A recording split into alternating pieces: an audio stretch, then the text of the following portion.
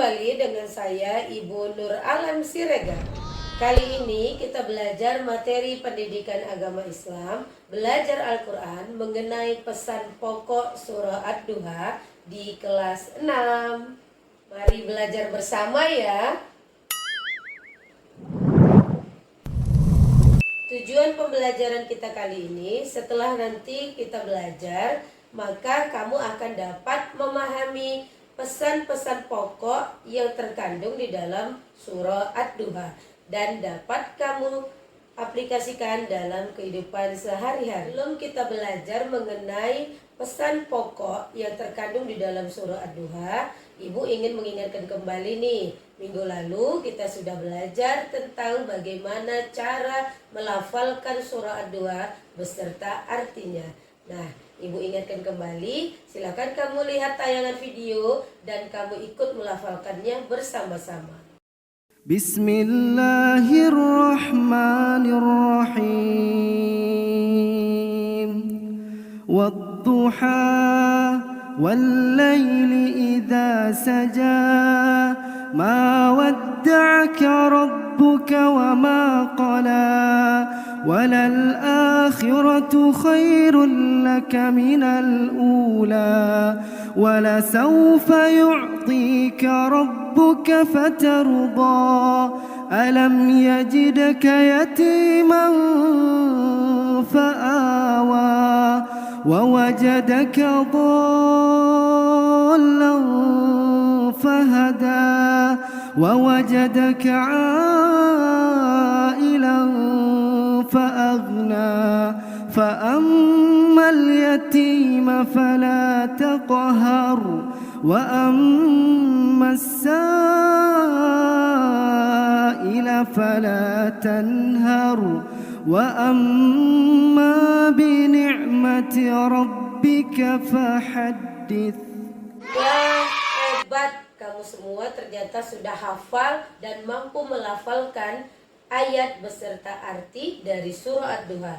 Hebat, kamu memang anak hebat. Ibu bangga kepada kalian. Nah, setelah kita menghafal dan mampu melafalkan dengan baik ayat beserta artinya, maka kita lanjutkan dengan belajar tentang pesan-pesan pokok yang terkandung di dalam surah Ad-Duha. Mari kita belajar. Pesan pokok yang pertama adalah menjelaskan tentang janji Allah Subhanahu wa taala kepada Nabi Muhammad sallallahu alaihi wasallam akan kemenangan dalam berdakwah. Pesan pokok yang kedua adalah penegasan bahwa Allah Subhanahu wa taala tidak meninggalkan dan membenci Nabi Muhammad sallallahu alaihi wasallam ketika tidak turunnya wahyu. Pesan pokok yang ketiga adalah larangan memperlakukan anak yatim dengan sewenang-wenang. Jangan ya nak ya. Pesan pokok yang keempat adalah larangan menghardik orang yang meminta-minta. Nah, kita tidak boleh ya menghardik atau mengejek orang yang meminta-minta. Jika kita punya rezeki, silahkan untuk bersedekah, berinfak atau memberi kepada orang lain. Namun jika tidak ada, kamu juga tidak boleh mencela, tidak boleh mengejek dan menghardik orang yang meminta-minta.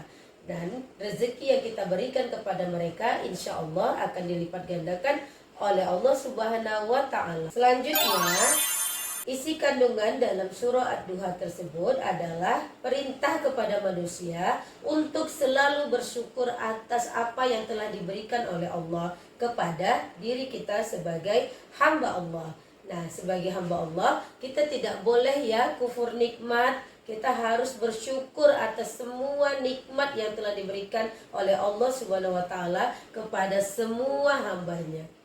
Pesan pokok berikutnya adalah menggambarkan bahwa kehidupan di akhirat nanti lebih baik daripada kehidupan kita di dunia saat ini.